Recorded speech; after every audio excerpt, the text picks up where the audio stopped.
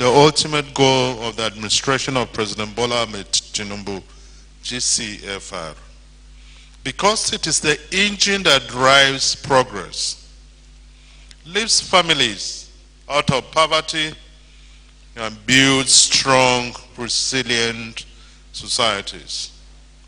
To achieve this goal, we must enjoy peace and stability, because it is the cornerstone upon which we build trust, cooperation, and shared purpose.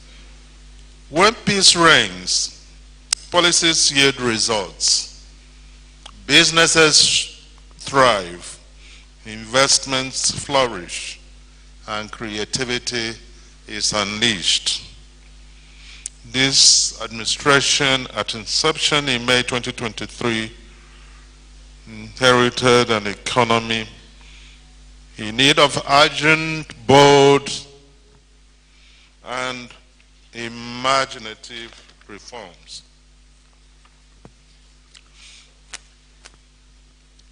Policy measures including removal of finance sustainable fuel subsidy had to be taken. This, it must be admitted, has resulted in unexpected adjustments that have impacted all facets of the economy and our daily lives. But that was the only option that any government could take. And I recall what Professor Rama told me, the president of Afrexim Bank, on his visit to Nigeria. That was the best decision to take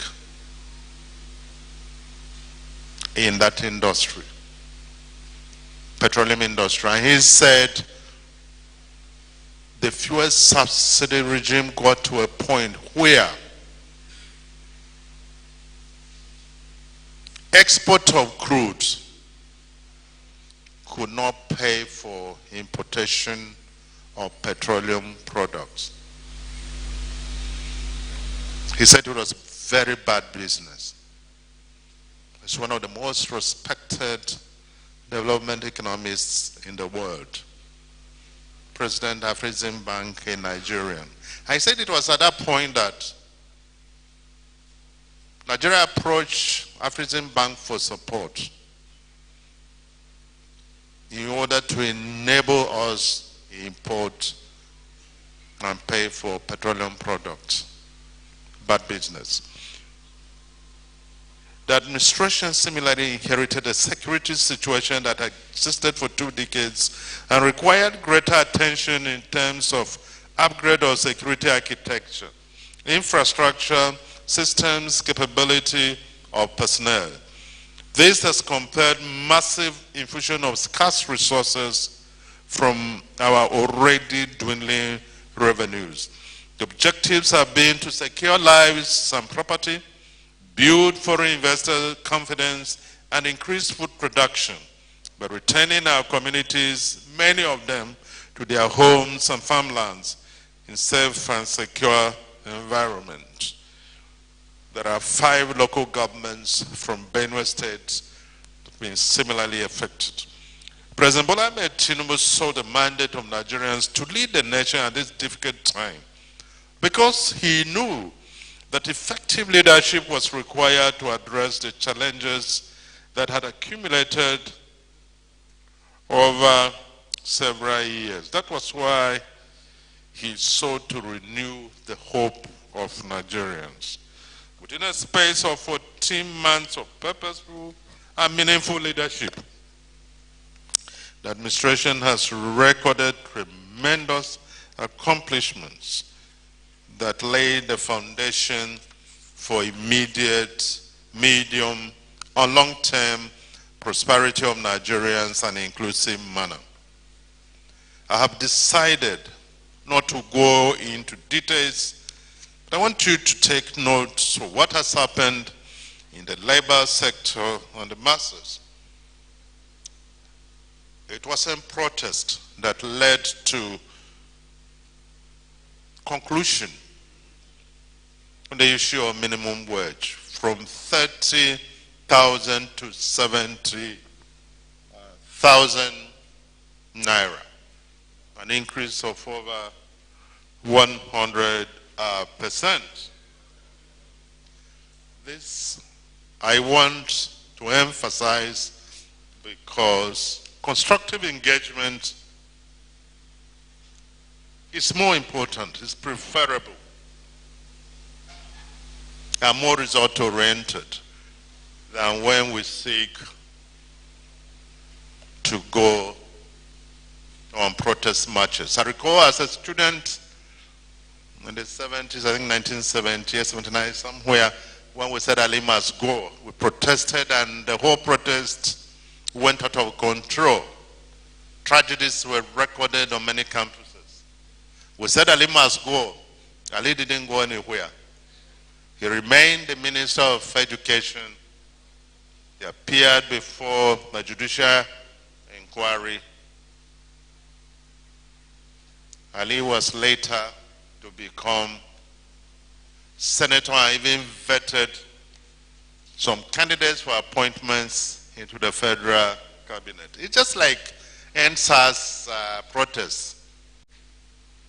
They yielded anything but negativity. So you see, it's not everything that we must protest, we must do this. I'm explaining this to you because you're very knowledgeable people. You do your research. If I'm off the mark, you can know.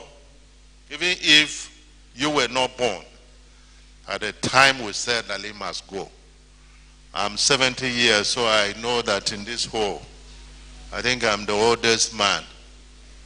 And these other ones sitting here are younger than me. But you can learn from the old man's experience too. I have left most of these things for my counterparts to handle. That's why I just touched briefly on the issue of labor, on the issue of infrastructure development and industries.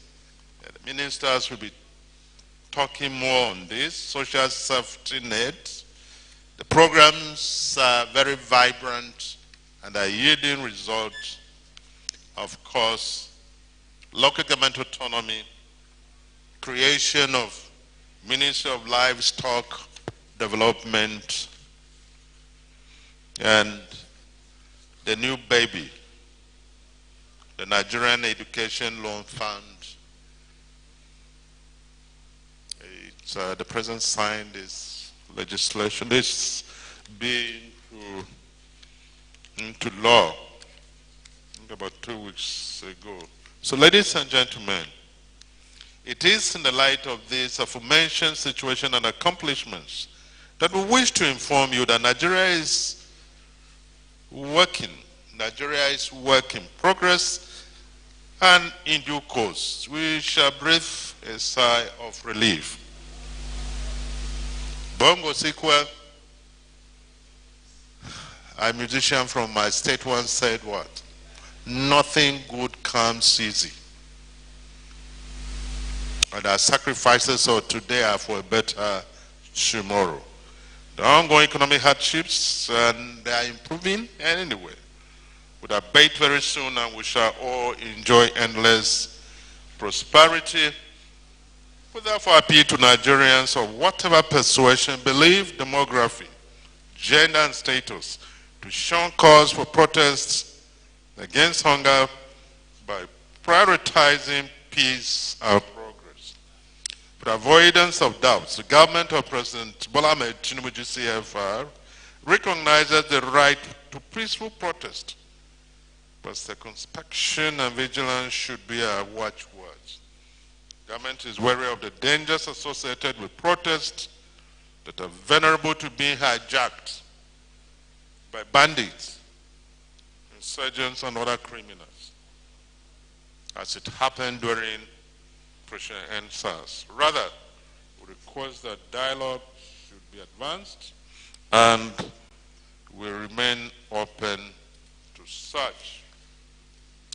Our appeal is that Nigerians should please pursue the path of peace, dialogue and collaboration in addressing the challenges that collectively confront us. Please go about your legitimate businesses and avoid actions and or associations that are capable of disturbing the peace of the country. Remain vigilant as well. Let me reassure you that together we shall create a Nigeria where peace and stability are not merely aspirations, but realities, where economic growth is not just a goal, but a tangible outcome, and where the dreams of our people are transformed into a shared national destiny. Thus, the hallmark of the hope agenda of the Asiwaju Bola Ahmed Tinubu administration. Thank you for listening.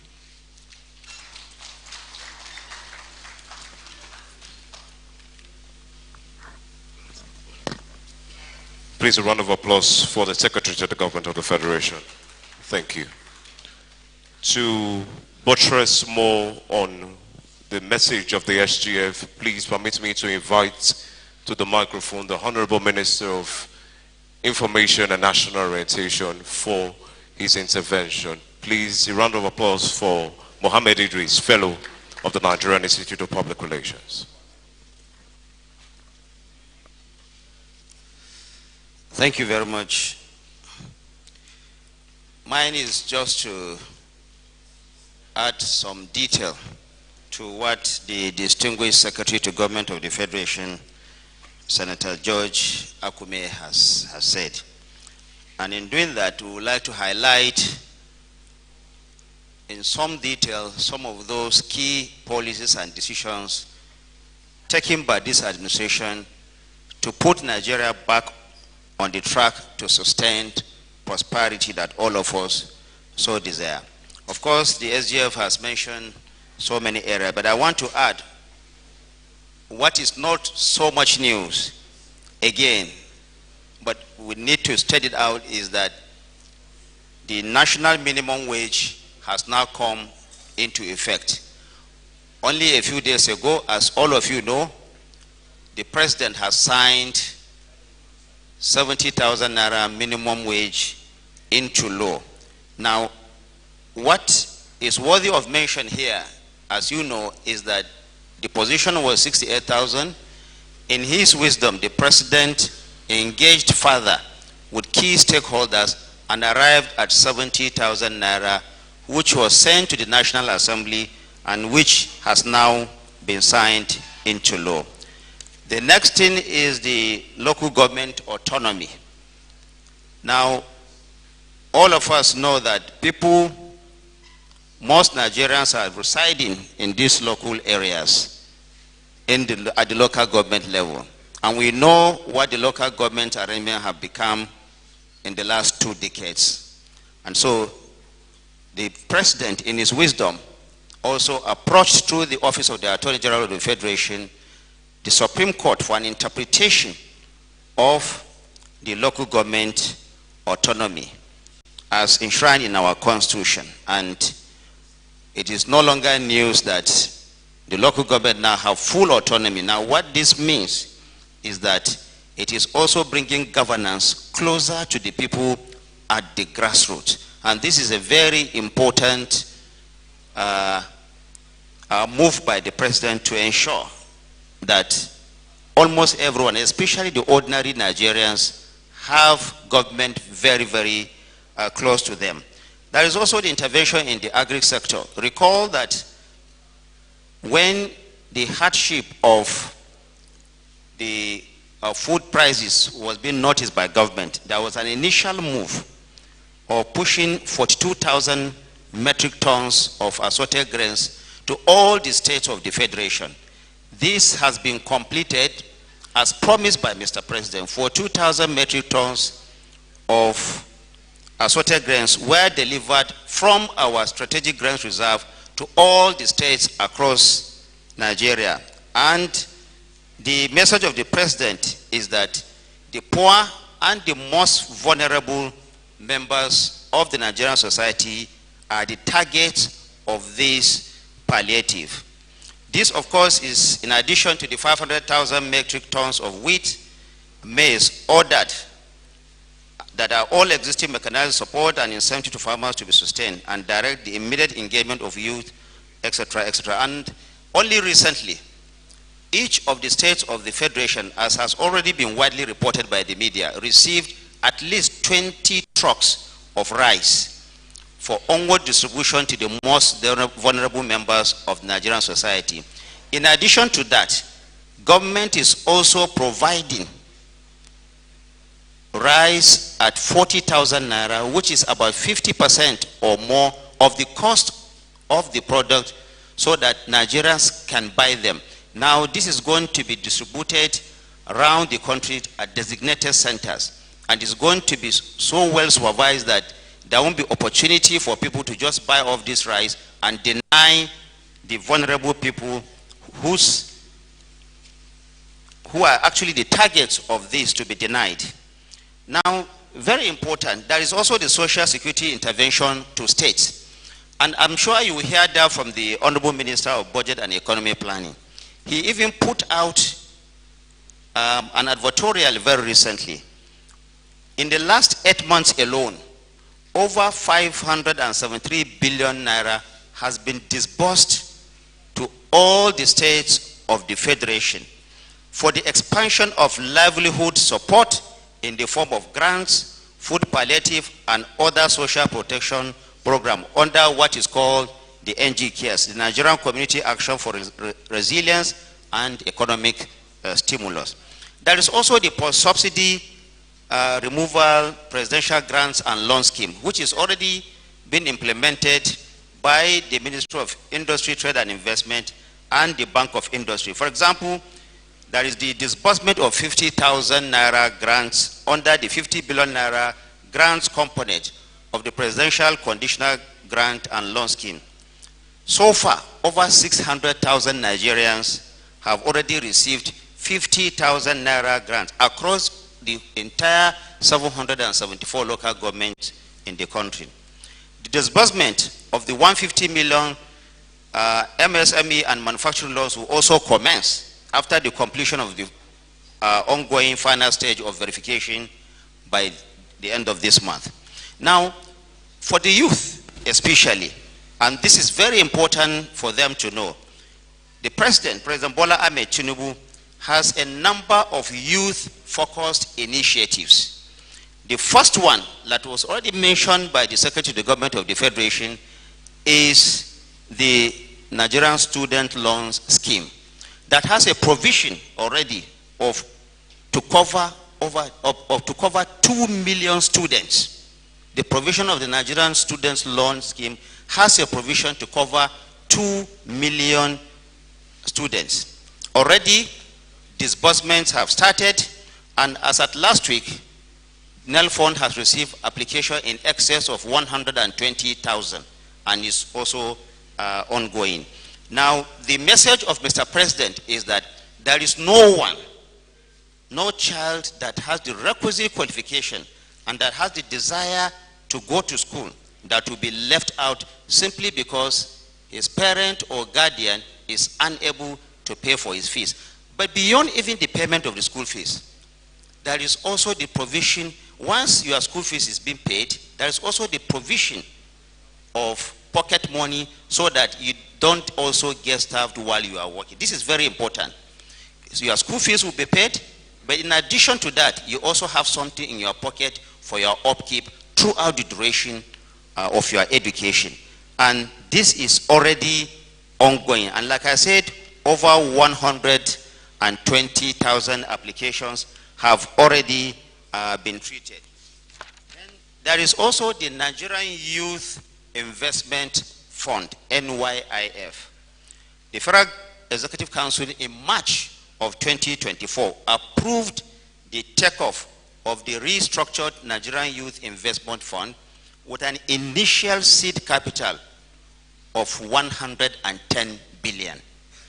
110. This is particularly focusing on the youth to enable them get some employment opportunities, curb youth restiveness, encourage out of school young people, and those who are marginalized, those who are unemployed, or those who are underemployed will also be the target of that. The initiative, of course, is targeted at young people between the ages of 18 and 40.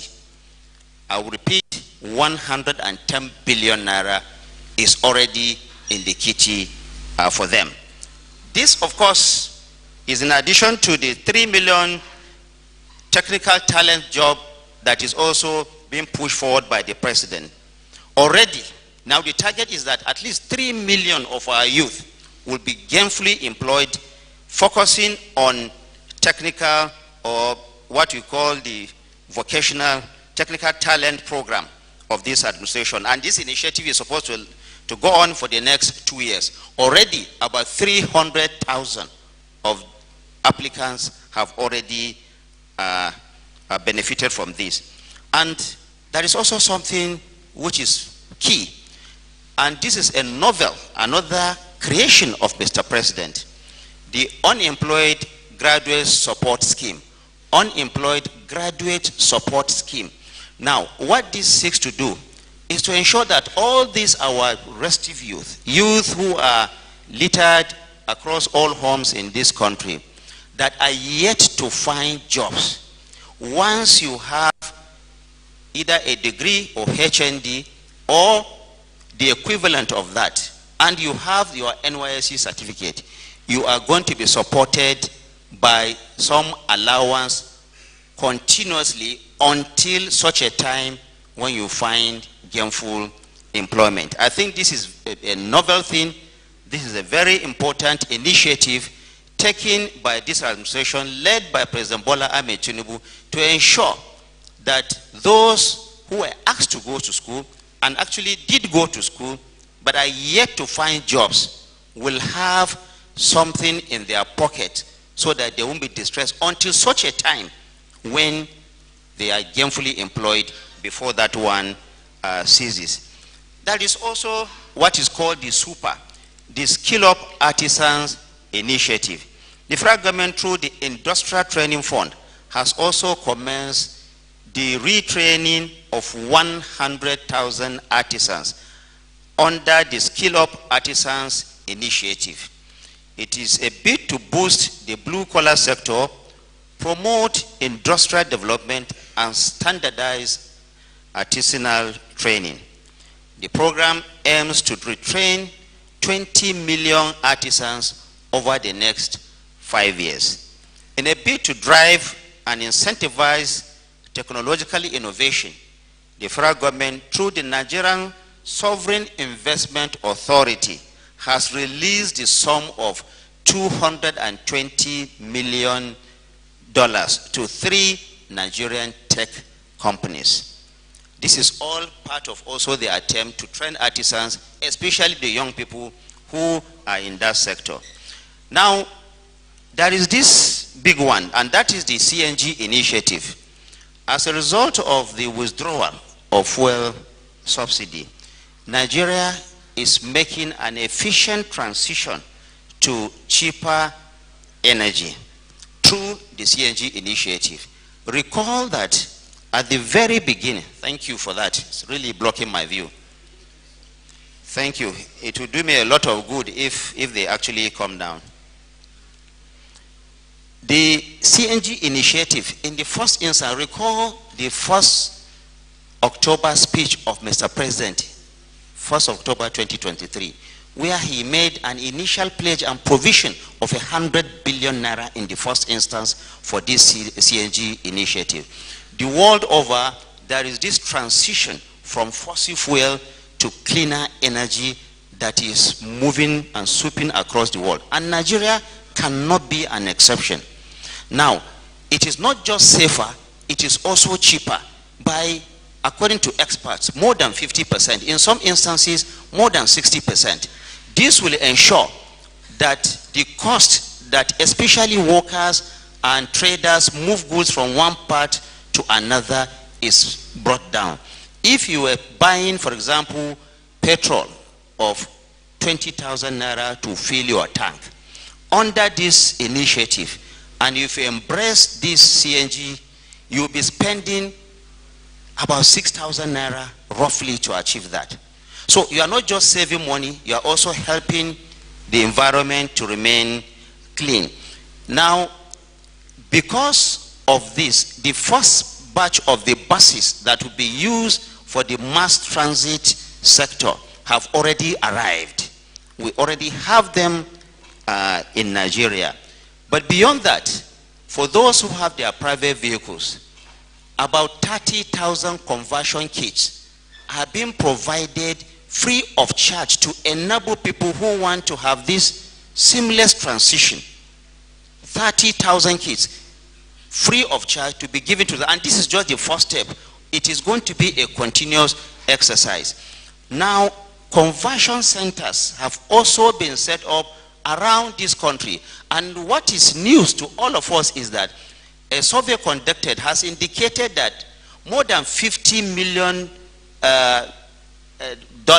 worth of investment has gone into that sector by Nigerians. $50 million so far, and it is still growing. Now, these are private funds that people are putting there so that they could, in turn, take benefit and then help government and help Nigeria to move away from the fossil fuel to these renewables. Now, these mass transit buses that have been procured by the federal government will be distributed, of course, around the 36 states of the Federation.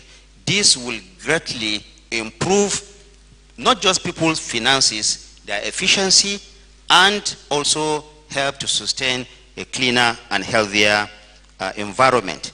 Now, in the health sector, the president has addressed the high cost of drugs and is encouraging local production through a series of policies. For example, an executive order introducing zero tariff and duties on imports of raw materials, active pharmaceutical ingredients, and manufacturing equipment has come into play by this administration. This will greatly help in bringing down the cost of drugs and other health-related matters. The federal government has also conducted 2 rounds of disbursement for primary healthcare revitalization through basic healthcare provision fund. The training of our frontline health workers is ongoing as we speak. And we are committed, the federal government is committed to retraining about 120,000 of these health workers over the next 3 years. Over 2,400 health workers, including doctors, nurses, and pharmacists, have already been recruited. Many of them are women in the rural areas, helping to ensure that our people are not just healthy, but are also contributing meaningfully to the overall economic development of our nation. Now, the federal government is also supporting 8,300 primary healthcare centers. 8,300 primary healthcare centers with a plan to expand it to at least 17,000 in the next 3 years, with available funds of up to 260 billion. Now, all these figures we are reading out are already being provided by the federal government. These are not funds that the federal government intends to go on, so they are already being provided. Over 200 infrastructure projects have also been successfully executed across our federal hospitals, and 179 pieces of critical medical equipment, etc., etc. This is in addition. Only 2 days ago, the Federal Executive Council also gave approval to the Ministry of Health to ensure that critical supplies needed, especially for dialysis in about 6 or 7 health centers around the country, is also being provided. Then there are 10 legacy healthcare infrastructure projects, including oncology centers that have already been approved and are ongoing across 6 geopolitical zones of Nigeria. In expanding health insurance coverage, over 1.8 million Nigerians are now covered. Now, these figures are indicating to you the kind of progress we are making from where the administration came into being only a year and a few months ago. This is the direction that Mr. President, through his vision, is taking the country to. And no sector is being left out of these various interventions. Now, again, infrastructure. The Secretary to Government has already discussed the issue of infrastructure around the country. We are aware of the, for example, the Lagos-Calabar Coastal Highway passing through 9 states, while the 1,000-kilometer Sokoto-Badagry Superhighway passing through 7 states, and the 477-kilometer Calabar-Abuja Superhighway. Now, let me mention that the Sokoto-Badagry, which is about 1,000 kilometers, will have about 63 dams in the corridor. 63 dams. Now, what does this do? This will greatly help to improve agricultural production along that corridor. But not only that, will also help to also provide clean electricity for the consumption of our people, and therefore reducing the over-reliance on the national grid. Of course, you also have the Port Harcourt-Maiduguri Railway and all that. These are some of the many interventions that the federal government, under the able leadership of the visionary leader, President Bola Ahmed Tinubu, is putting in place to help in ensuring that Nigeria becomes more prosperous, Nigeria becomes more united. This, of course, you know, in addition to the effort that's been made in the security and defense sector, only about a year and a half ago, it's almost unimaginable that you can just take your car and drive between Abuja and Kaduna, a stretch of just over 200 kilometers. Today, people are able to do that. Now, what this means is that there has been a significant progression in the degrading of these issues of banditry and criminality, especially around our roads. This by no means has answered the question of insecurity completely. There are still pockets here and there.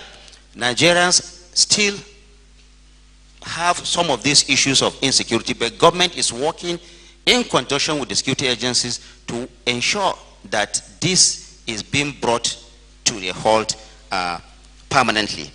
You heard also from the Honorable Minister of Finance and Economy Planning some of those gains that we have achieved in just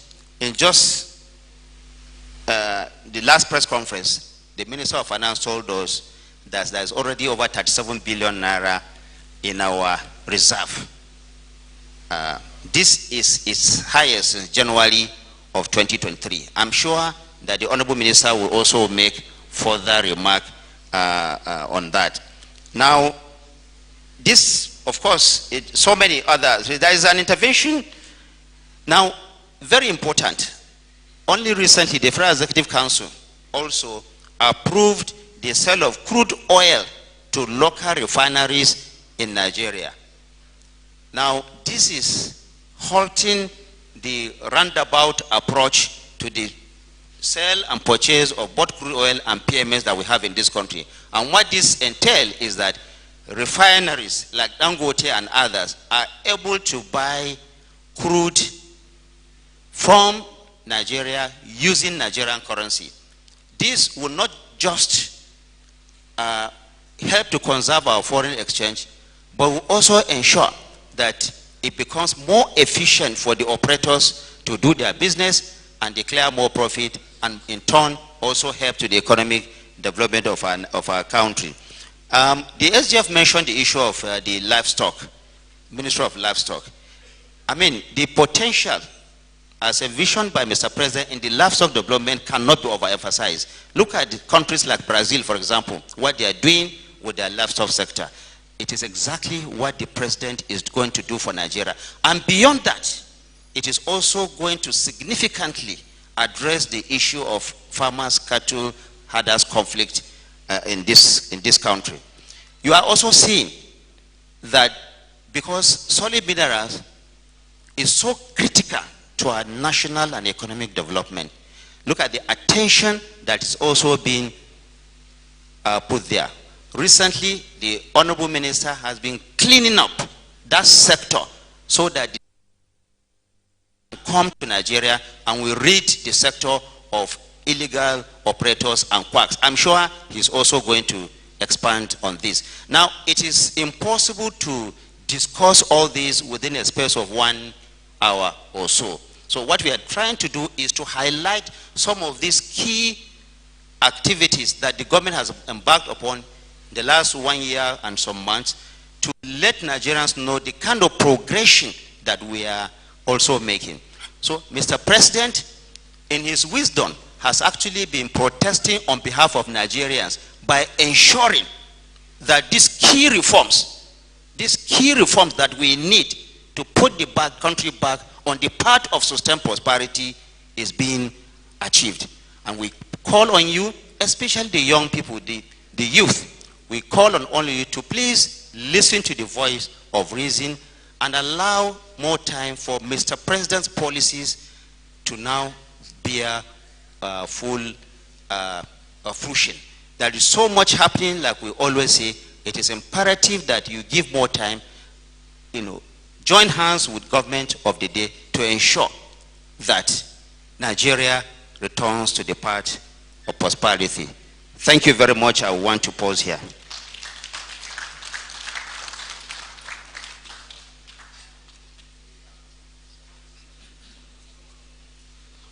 All right, thank you very much. Please, a round of applause for the Honorable Minister of Information. Thank you very much, Your Excellency.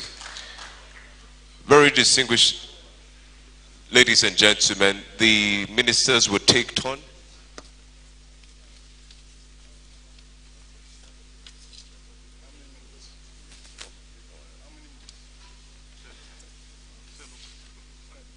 All right, thank you, very distinguished ladies and gentlemen. At this time, I'll call on the Coordinating Minister of the Economy and the Minister of Finance, Mr. Wale Edun, to shed more light on this administration. Thank you and good afternoon. The Secretary to the Government of the Federation and my other colleagues on the Federal Executive Council, Minister for Budget and Economic Planning, Minister for Information, National Orientation, Minister for Solid Minerals, and the Special Advisor to Mr. President on Media. Once again, good afternoon. The SGF had said, Mr. President is not against protest. Mr. President, President Bola Ahmed Tinubu, the Democrat to the core.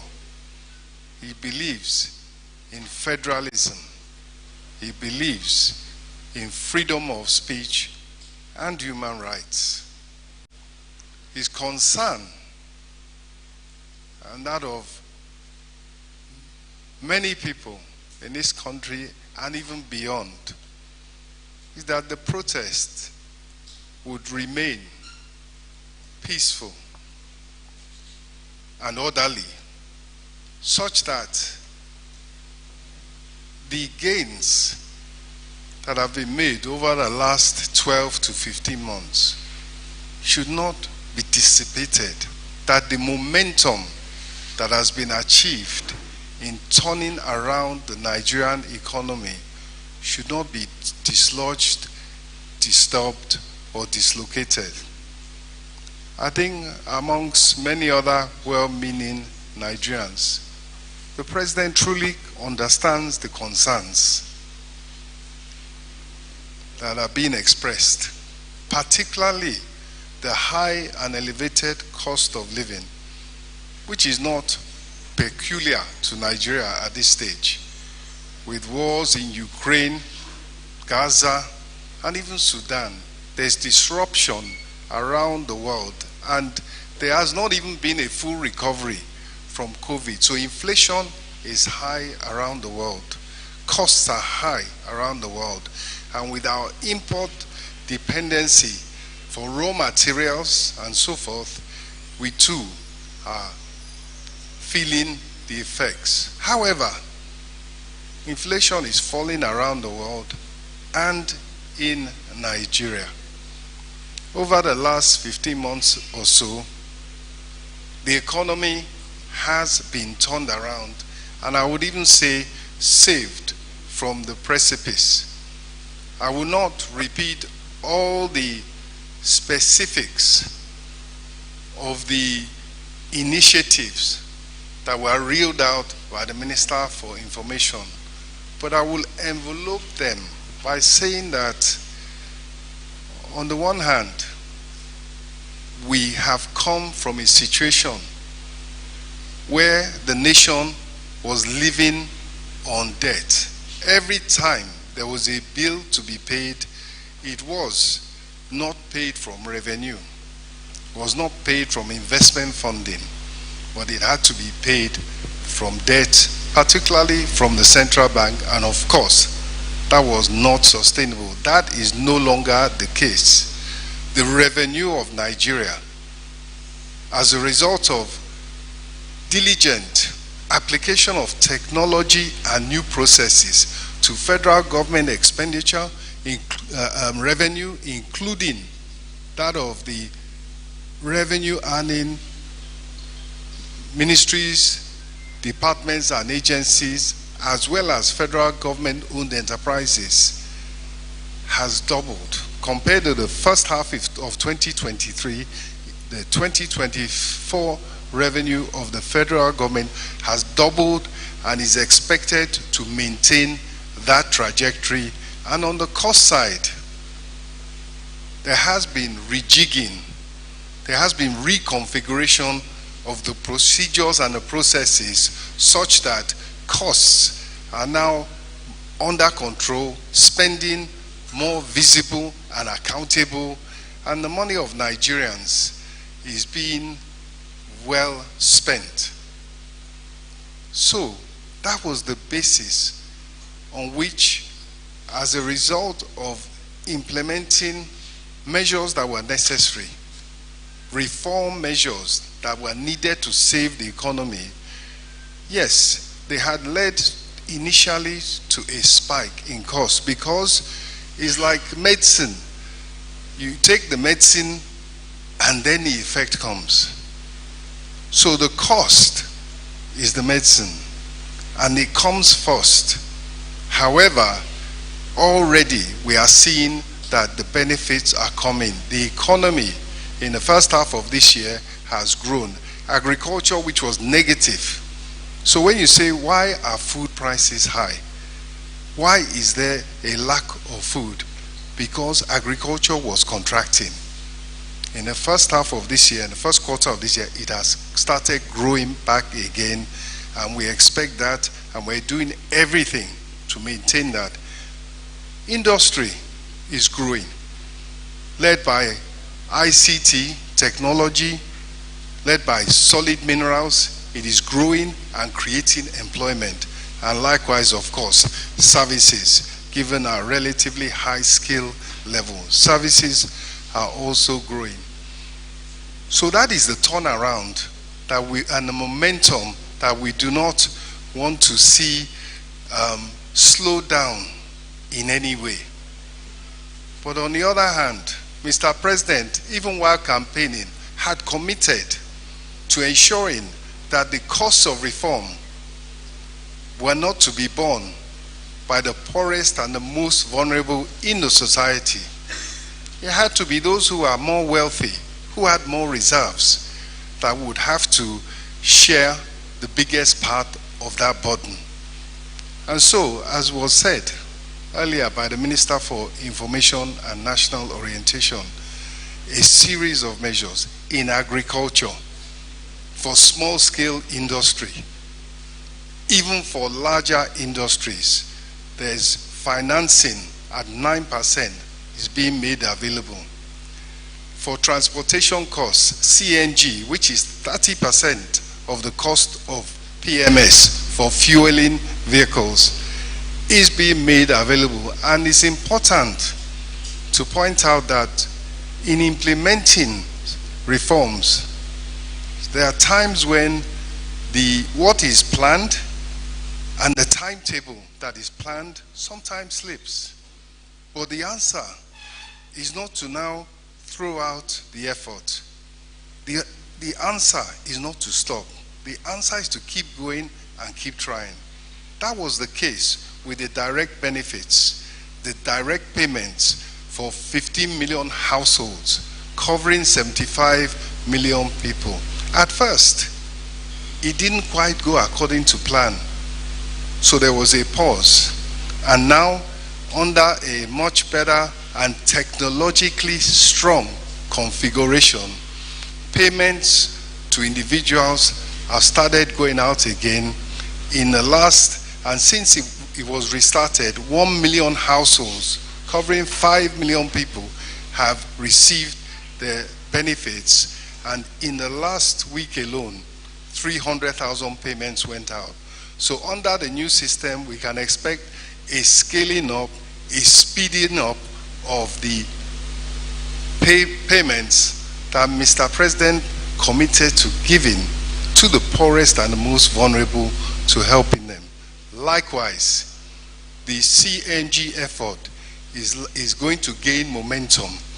Buses and kits are expected to arrive this coming month and for the rollout to be speeded up. So we have stayed the course in terms of the effort to make sure that what is promised is delivered, and the benefits are now going to continue to be rolled out. So what has happened is that we have implemented and are implementing a comprehensive plan that covers agriculture, covers young people, it covers transportation costs in the urban sector, it covers grants to smaller enterprises, 50,000 naira for micro enterprises, and it covers, as I said earlier, funding at an affordable interest rate. Inflation is slowing, but interest rates are still high as central bank battles inflation and carries out its monetary policy in line with its mandate. So against that backdrop, it's important to find cheaper funding so manufacturing can go on, so people can borrow to do their businesses. And in addition, there is approved and coming in the housing sector financing for people to afford mortgages so that they can pay for their property over a long period, over decades, as opposed to being asked to pay in a matter of months. We have heard about the other key elements of what is being done to get the economy growing and to get jobs going again. Because it's when you make investments that you increase productivity, that you grow the economy, you create jobs, and there reduce poverty. And a key element there also is that our major resource, what we have to rely on most, is the God-given resource of oil at a time when crude oil prices are high. And we have the commitment of those in charge of the oil industry that there will be a substantial, a 25% increase in oil production to 2 million barrels a day. And the benefit of that is immediate. It allows funding across the board, social services, infrastructure, business support, agriculture. And the commitment of Mr. President is in the immediate term to bring down food prices. And that's why there are initiatives in addition to supporting farmers to produce. And just 3 days ago, in conjunction with the Minister of Agriculture and Food Security, I led an initiative to reorder some funding that was available to Nigeria from one of the multilateral development banks, we quickly rejigged it, reoriented it, and directed it at fertilizer that was available, to purchase that fertilizer and have it distributed particularly to small farmers to catch the last elements of this growing season, this planting season, as well as to prepare very, very well for the dry season farming in the nearest future. So these are elements of a concerted plan by Mr. President to build a better, stronger, more prosperous Nigeria. And what he is saying in the meantime is that we need to give ourselves this golden opportunity to take Nigeria forward. We need to be patient with each other. We need to listen to each other as he is listening to Nigerians in his effort to lead us into a better future. Thank you.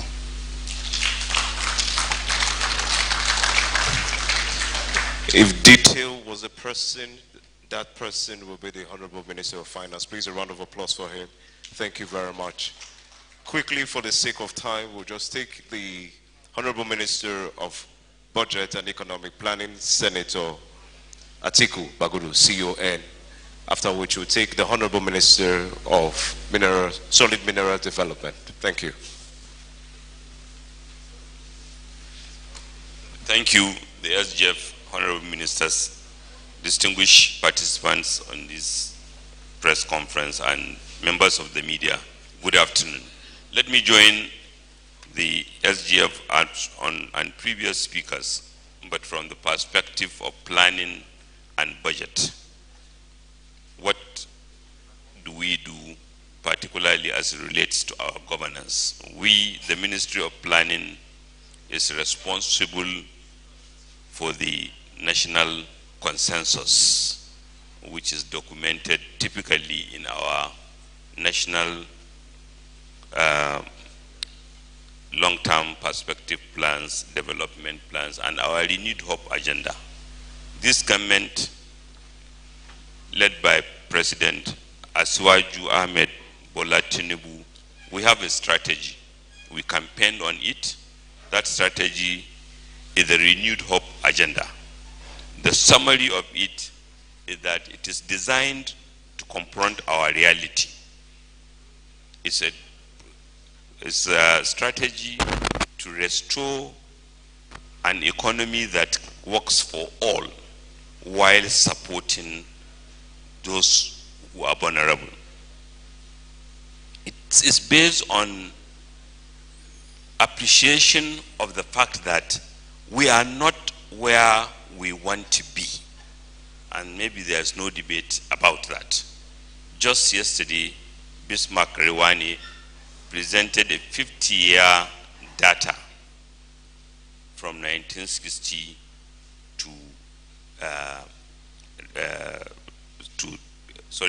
60-year data to show that since our independence, our rate of growth has been lower than our aspirations.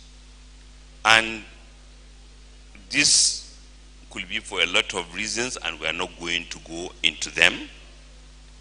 But President Asiwaju Bola Ahmed Tinubu believes that sentiment will not solve this problem, blame game will not solve this problem, but as other countries have done, innovation and imagination and proper appreciation that decades of underinvestment brought us to where we are can catalyze us and galvanize us and enable us to form a consensus that can help us solve the problem. That was why when he was swearing us as ministers, he warned that we should imagine that we are drawing water from a dry well, so that when we go to our ministries, we should be imaginative and find solutions for Nigerians. Those solutions involve choices that are both pleasant and tough, but needed to be taken. And responsible leadership sometimes necessitate a leader to take top choices. As most of you will imagine, there's nothing that a politician loves than to be clapped for or applauded.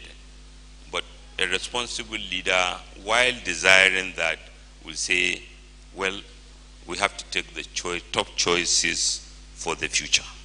And President Asiwaju Bola Ahmed Tinubu has led us in that. So that is why in delivering on those renewed hope agenda priorities, including the restoration of macroeconomic reform, we are instructed that we should ensure a plan-based governance and budgeting to equitably include all within our constitutional federalism. It's not only concerned for the federal government, but is equally concerned for the subnationals generating more revenue on a sustainable basis.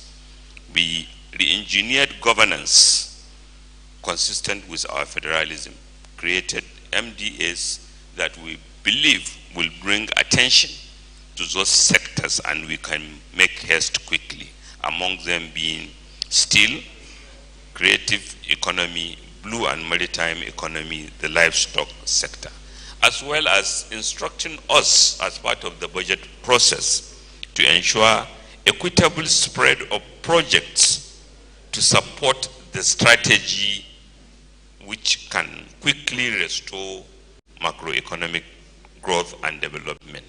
It is in so doing that he also supported the restoration of autonomy to local government.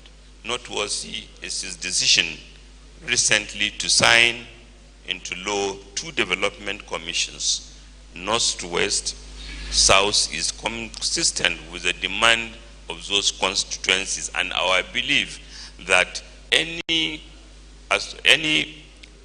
move to draw attention in what can be done better to foster development is welcome. Not surprisingly, our budget reflects our priorities and innovation. We have increased funding for security, as you have heard from the previous speakers, and I'm not going to go into the detail. We have increased funding for infrastructure, for human capital development, education, health, social transfers to support the vulnerable, as well as innovation and industrialization. We have brought initiatives that we believe are transformative, that can help us generate higher level of growth based on choices that we have seen other countries made. A country where you have to buy a house with 100% financing is not doing what others have done in the world. A country where you have to buy a fridge or a car 100% with funding 100% is not consistent with what we have seen elsewhere. Not surprisingly, a consumer credit fund was introduced to support both the manufacturing sector and to support society in enabling them to acquire goods and services on the long. Equally, a National Agricultural Development Fund was created to ensure that we continue to fund those elements of our agricultural production in such a way that we de-risk, such that private sector money will find it more profitable to invest in agriculture. We have heard about student loan scheme, youth investment fund, nano and consumer credit, MSME support, the renewed hope infrastructure fund, the first NYSC graduate support scheme.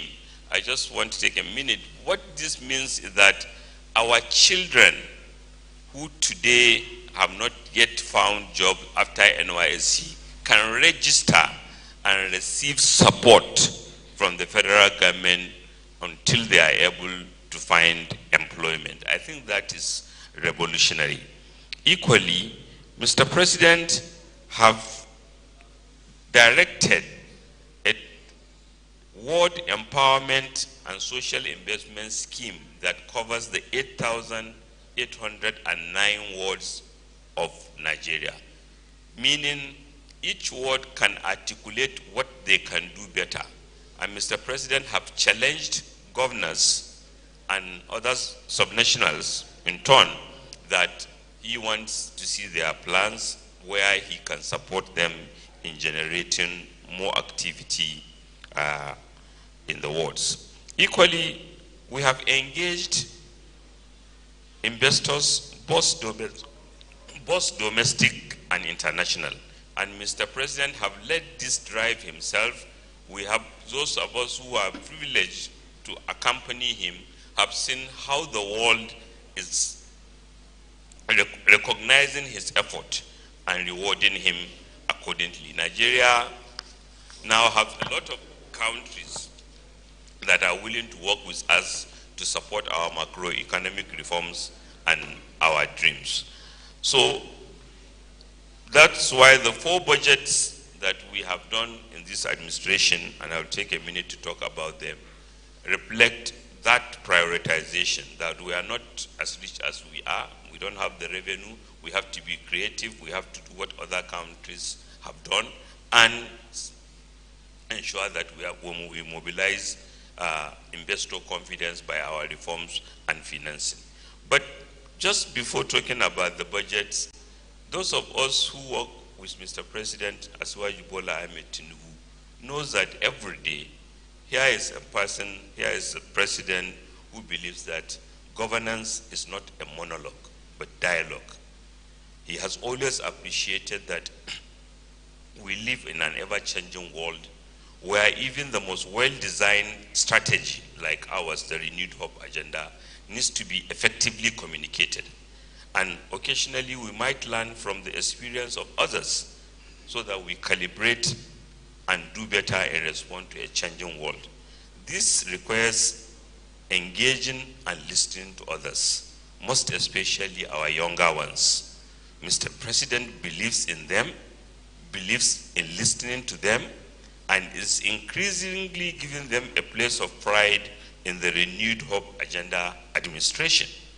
Mr. President had brought a lot of young persons in government, some of them disruptors, and he encouraged them and he supports them fully. And though some people may think much has not been done, but today, from what has been described from the National Youth Investment Fund, to the graduate for NYSC graduate support scheme, what it means is that a young person needs not to be frustrated. He has one government scheme or the other, the technology training, where he or she, while willing to put in his or her effort, will be rewarded. I think that is an equitable society that we want to ensure that we have created for our young one. Mr. President believes that Nigeria can double its size and our younger ones should be at the center of that strategy.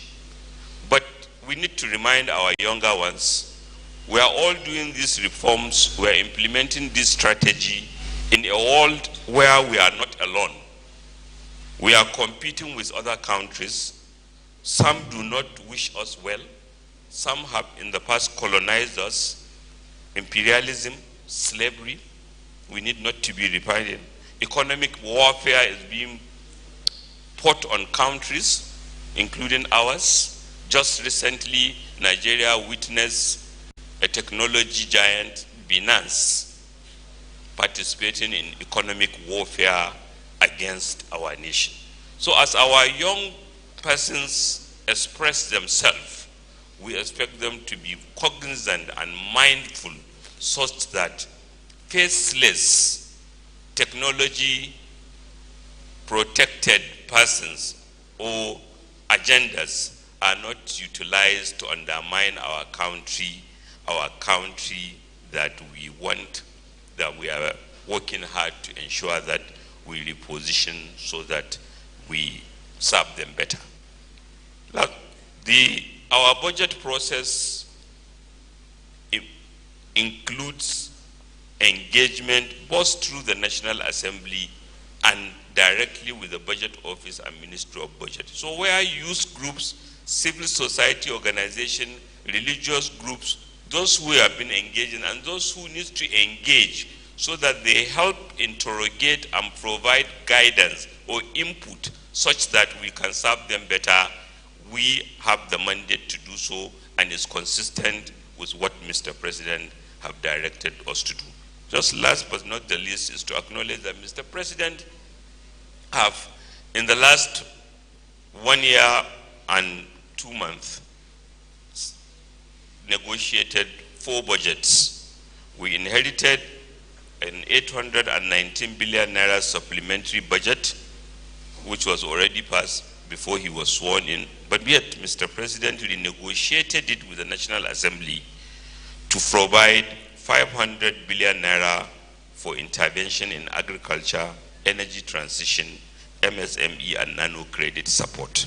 Equally, we did a 2.17 trillion naira 2023 second supplementary budget that focused on security, more money for security, infrastructure, agriculture, wage award to public servants, and provision for cash transfer to the vulnerable, as well as the 2024 budget, 28.77 trillion, that was, among others, designed to reduce deficit to support broader macroeconomic reforms, increase capital expenditure, as well as increase spending in the priority areas and funding for innovative schemes.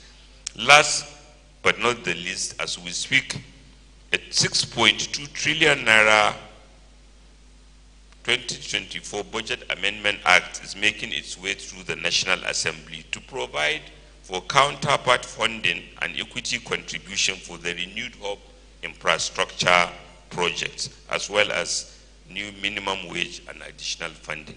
The funding for the renewed hope infrastructure counterpart and equity is very, very innovative. This goes to the heart of, we don't have the money to fund our infrastructure priorities. Therefore, what do? We are doing what other countries have done to recognize that, A, we don't have that, and create, with National Assembly support, a mechanism where we can provide equity and counterpart so that other investors will invest in those projects. We believe this is the way to go, and we will see more of that. We believe this can only be done with consensus and with ownership by Nigerians, especially our youth. And that is why I took more time to lay out that this is our vision. Occasionally it may be challenged, but in the medium and short term, it will pay off, as indeed it has been paying off. Thank you. Thank you, Honorable Minister of Budget. Next up, we have the Honorable Minister of Solid Minerals Development, Dr. Dele Alake. Please, a round of applause for him.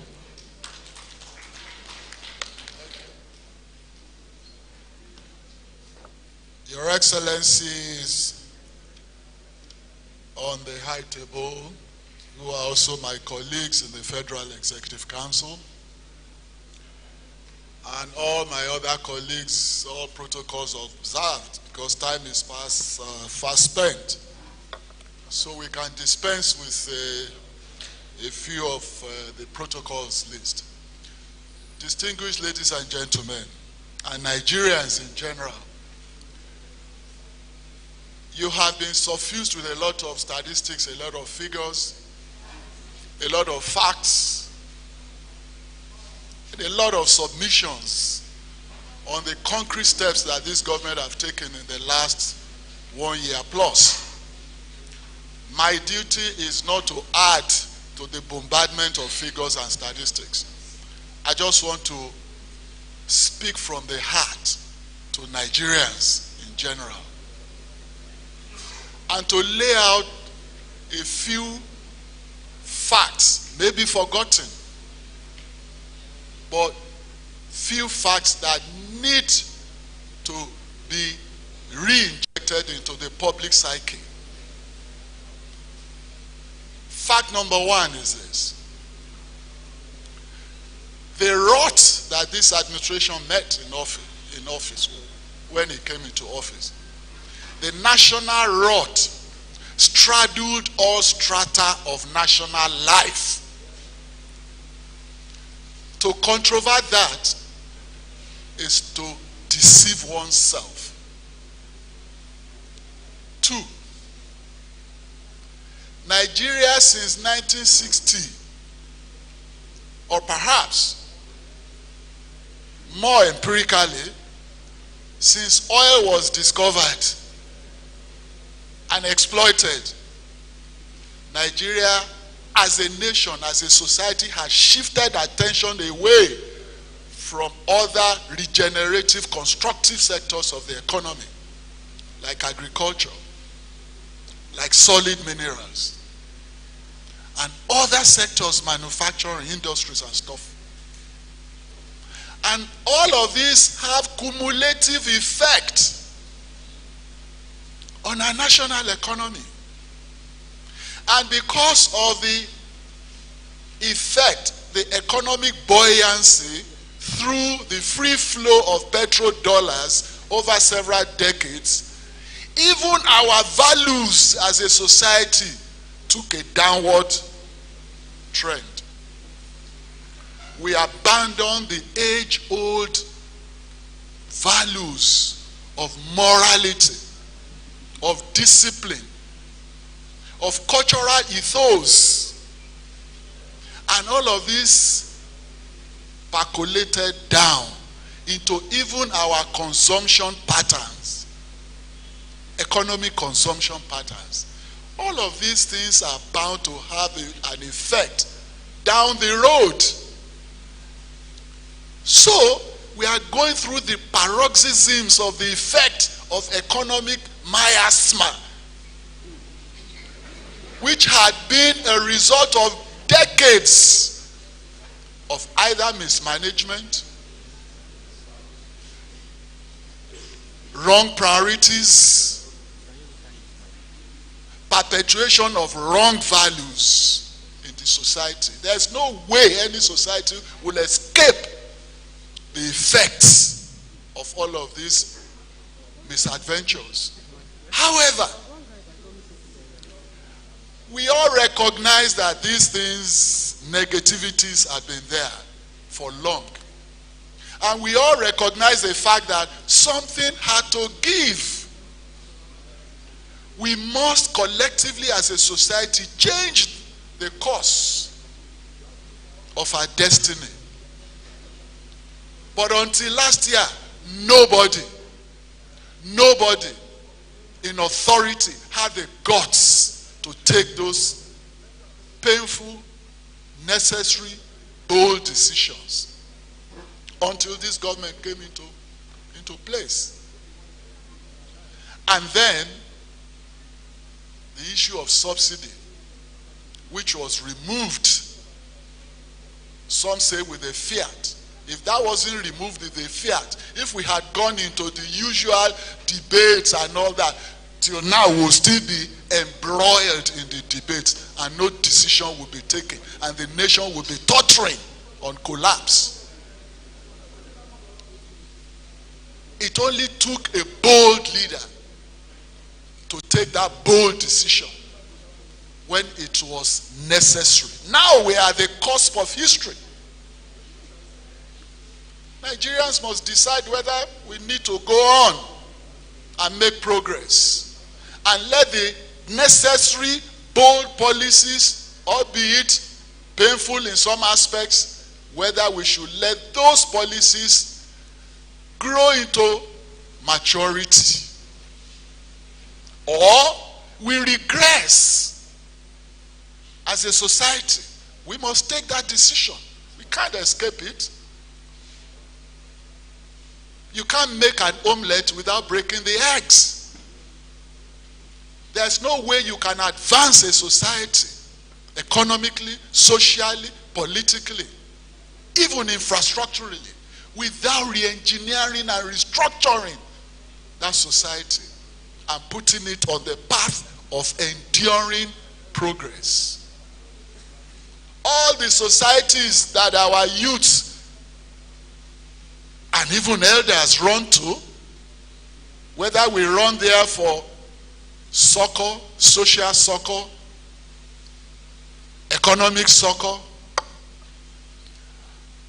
political sojourn, or even mere enjoyment of the ambience of a developed society. Those societies were not where they are today by fiat or through a magical wand or through societal deleterious effects of economic miasma without lifting a finger. No. Some generations before now in those societies made the necessary sacrifices when those sacrifices were, of course, very germane. It's the result of the sacrifices made by those societies, the previous generations, that you all run to enjoy there, while we refuse to make our own sacrifices at home, so that our today and tomorrow would also be better. But we can only run for a while. We can hide as a nation, as a society. The more we run from the realities staring us in the face, the more we postpone the doomsday. But God forbid, we have been very lucky that at this point in the history of Nigeria, we have somebody who can take the bull by the horns and say we must end years of the locust, and we must redirect our energies and resources towards instituting enduring legacies. And those are the reasons and the philosophical reasons behind the economic reforms that we are going through. Any government policy anywhere in the world is not a 24-hour event. Any government policy goes through a process of enunciation, conceptualization, execution, formulation, and monitoring before gestation. There is a period of gestation. And within that period of gestation, of course, the effects of the policy would be felt by the society, by the people. We only require one thing: courage, resilience, consistency, to steer ourselves through that gestation period and let these policies now mature. And the results of these policies will begin to manifest to the benefit and betterment of the society. And we have seen it before. And I keep saying, and I've said this at various fora. When our current president became governor in Lagos, we know the whole story now. We knew what we met on ground. The finance minister just left. He was also the finance commissioner at that time. And I was also a member of that executive council. And the governor then, now president, put on his thinking caps, 600 million naira a month IGR for a population of over 20 million then. 600 million naira. The wage bill of the civil service alone was over 1 billion naira. So even without capital expenditure in health, in education, in infrastructure, the IGR was not even enough to service the salaries of the civil service. We had over 48,000 then. And so the governor, now president, said he wasn't elected to be a personnel manager who would be borrowing money from the bank just to pay salaries. And that will be the end of it. And the entire society will just open their arms and do nothing. So he put on his thinking cap. And we started to restructure the economy of Lagos State. The first thing he did was to block leakages, block the loopholes, and brought in the Oracle system. He became the first governor in the history of this country to bring IT into the payroll system. Subsequently, all states, including the federal government, had copied it. And he brought it. Of course, there was initial resistance, as we are seeing resistance. It's a natural human inclination to resist any change from the status quo. It's natural. There was resistance to the introduction of that technology, but he insisted that that was the way to go. The very first month of the implementation of that technology on the payroll system, 350 million naira was recovered, which meant that 350 million naira had been going into private pockets every month hitherto.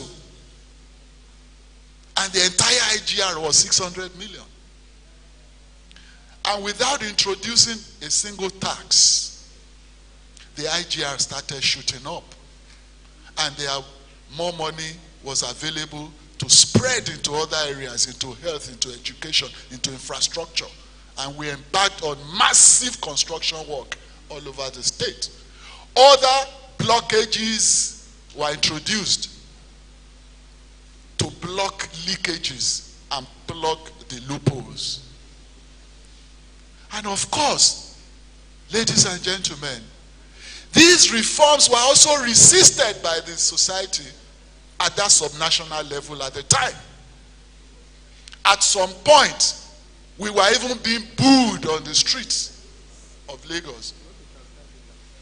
But this governor then maintained that courage, the boldness, the consistency and resilience.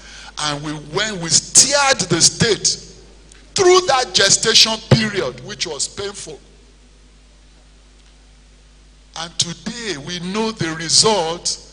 We know what the Lagos IGR is. It's not by fluke. It's by meticulous formulation and execution of the right policies.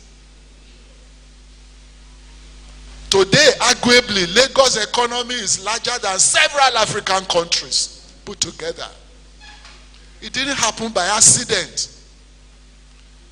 It happened through ingenuity, creativity, thinking out of the box for the betterment of the society.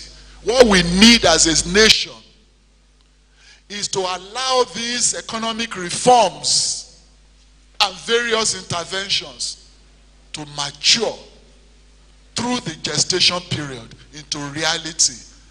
And Nigeria will never be the same again. Nigeria will never regress again. Nigeria will be put on a solid economic platform for this and future generations. And history will be kind to this generation for having the resilience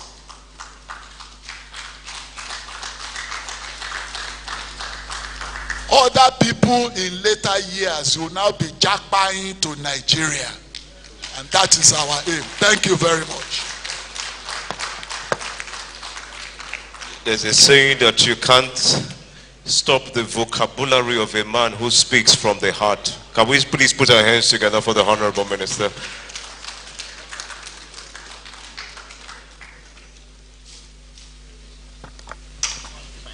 Yes, sir. Thank you very much.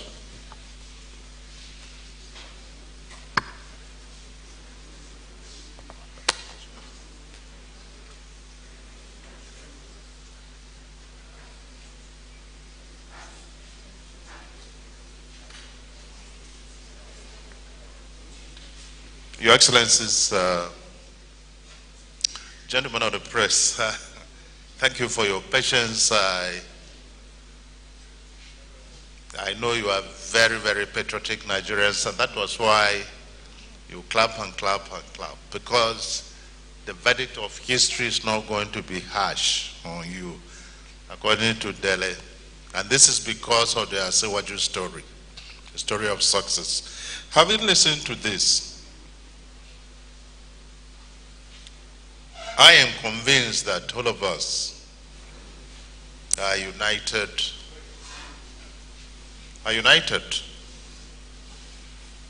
to ensure that violence and destruction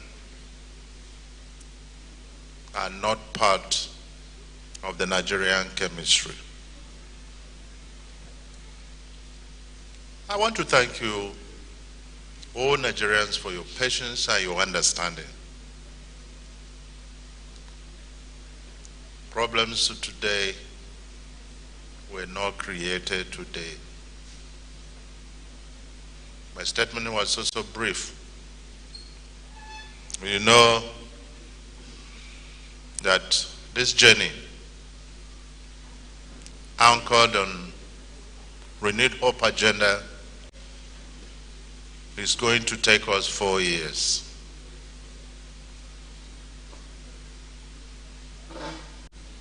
On 4 years, we have done 1 year and 2 months. And we'll be saying farewell to poverty. I will be saying welcome prosperity at the end of the day. All policies are geared towards the policies and programs. The man, our president, is a complete Nigerian, dedicated to the progress of every segment of our society. The approval recently to say crude to a Nigerian of northern extraction in particular vividly tells the story of the president.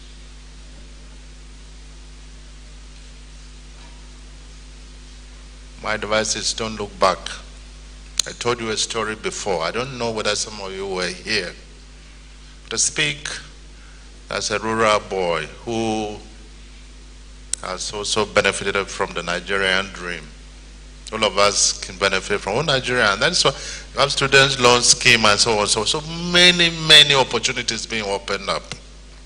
Told you the story. What used to happen when we were growing up in the village? If you had a boy, I don't know whether as many of you know it, maybe by the time you were born, we didn't have that, as do I call it, opportunity to develop boys. But it was a very painful experience. But it gets to a point where it became so painful, very painful, you thought you were going to die.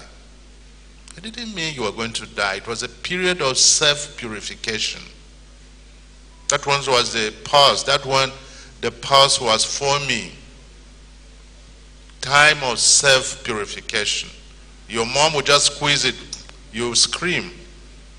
The pause is out. And the next stage was they put a knife in fire, so red. They will put it on top of that, so not really on your body, but just raise it a little bit, drop this palm oil on it, then it will drop in that hole by the pulse. You will scream. And that's all. This is what the president has been talking about, pains of new birth of a child.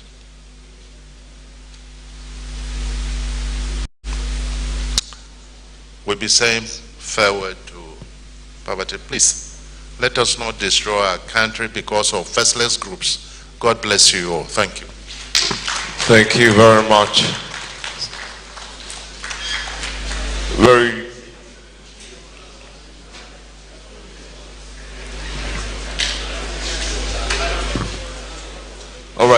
distinguished.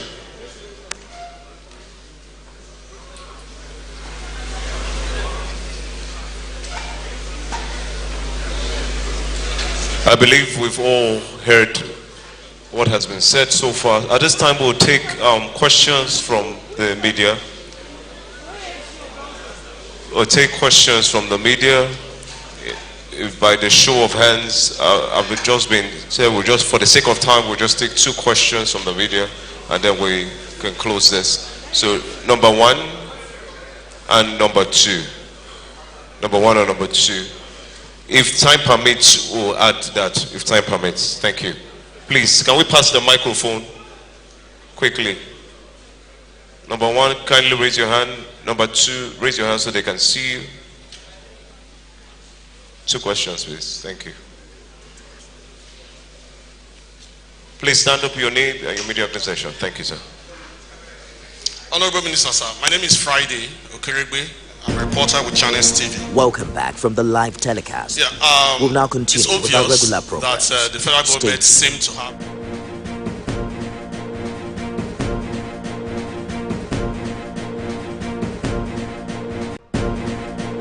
Welcome back from the live telecast. Sometimes it's the story that calls.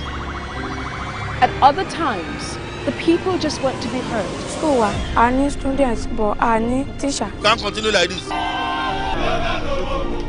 Their voices re-echoing through time itself. We haven't done anything. If the tide is high, everybody run for safety. That is, leave a sweet sour taste for all their demands. A familiar call beckoning for change. In our world, no one expects a disaster to happen. But when it does, we'll be there to x-ray all sides, from the east to the west, north and south. Community Forum will examine the oddities and challenges to economic development, as well as issues yearning for government intervention. Watch fresh episodes of Community Forum on Sundays by 9:30 p.m. only on TVC News. Every major news story is with many perspectives and layered with different levels of impact. Hello. What time did this happen? We will be right there.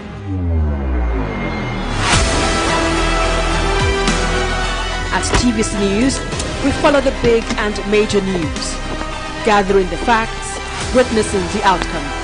I am here live at the aftermath of the approval of the new national minimum wage. We are TV Station of the Year, not just for breaking news, but for being first, fair and accurate. TVC News, first with breaking news. Our planet, our home, threatened by man's activities with fears of mass extinction on the rise. On Green Angle, we examine the issues that affect our environment, seek solutions to put us on track to secure and restore a cleaner and greener world for generations to come.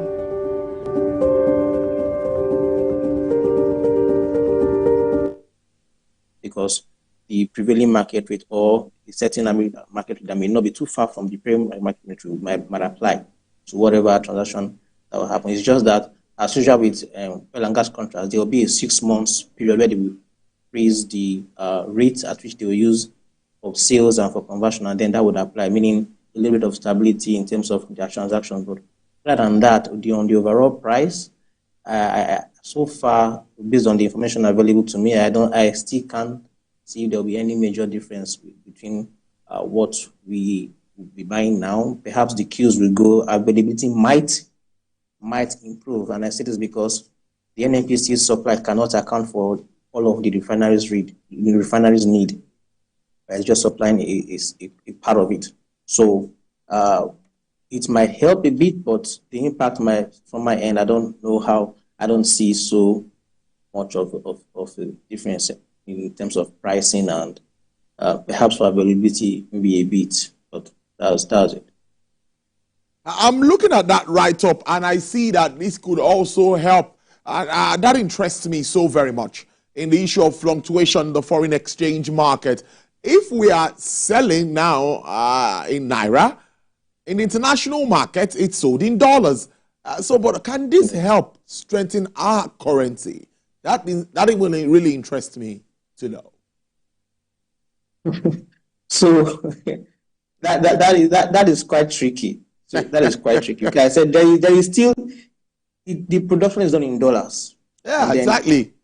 Just for the purpose of supplying to the refinery, there's an exchange to naira. But the thing is that and no one will deceive us again.